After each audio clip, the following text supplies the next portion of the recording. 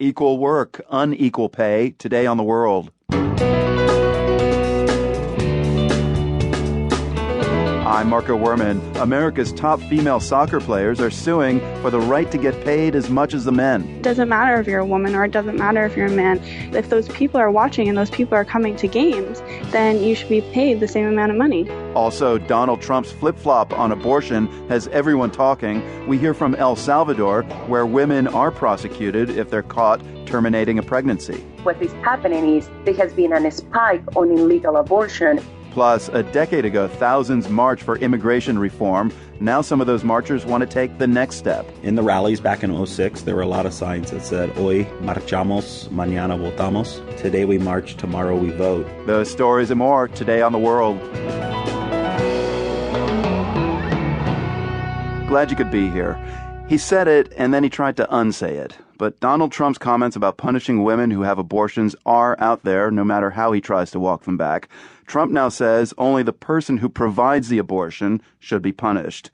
Here at The World, we find it's helpful to push stories like this beyond U.S. borders. So in a few minutes, we'll look at abortion rights in Latin America. But first, we want to zoom in on one country there, El Salvador. That's where a 1999 constitutional amendment essentially placed a total ban on abortion.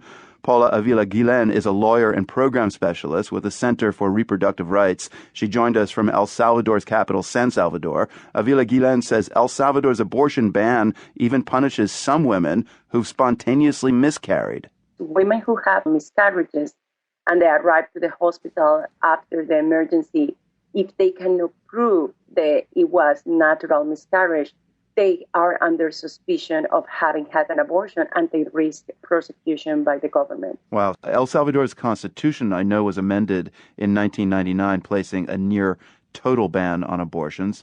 So since abortion has been criminalized, what's happened to women who try to terminate a pregnancy? What is happening is there has been a spike on illegal abortion, and illegal abortion is one of the main maternal mortality causes in Latin America. So maternal mortality goes up when there is no access to legal and safe abortion.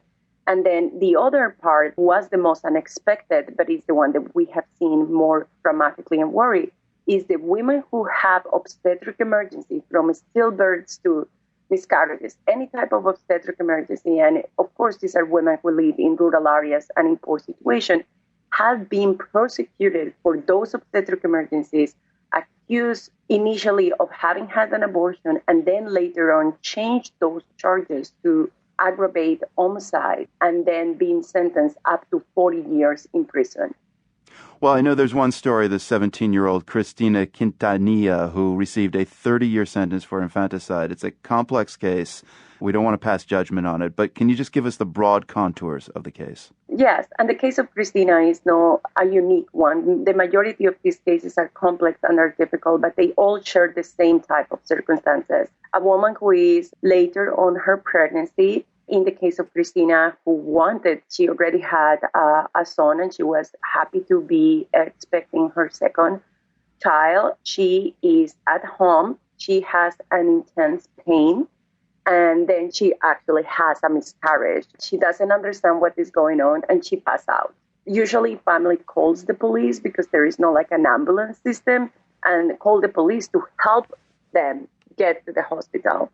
And when she gets to the hospital, they tell her that she had the suspicion of having had an abortion and that they need to call the prosecutor. They call the prosecutor and she goes from the hospital to the prison. During the whole process, she didn't even have proper representation. She didn't even understood what was happening. She didn't even completely comprehend why she will even need a lawyer, but she ended up being sentenced to 30 years in prison. I mean, this case really seems to illustrate how a stillbirth or spontaneous miscarriage could send a woman in El Salvador to jail for possibly decades. Yes, and we have the case of Maria Teresa, who is sentenced to 40 years, and Maria Teresa didn't even know she was pregnant. But what we have found out in all of these cases, we are litigating 17 cases at the national level and 9 at the international level, is the stigma that goes around abortion, create this environment for women where they are guilty from the moment they arrive to the hospital.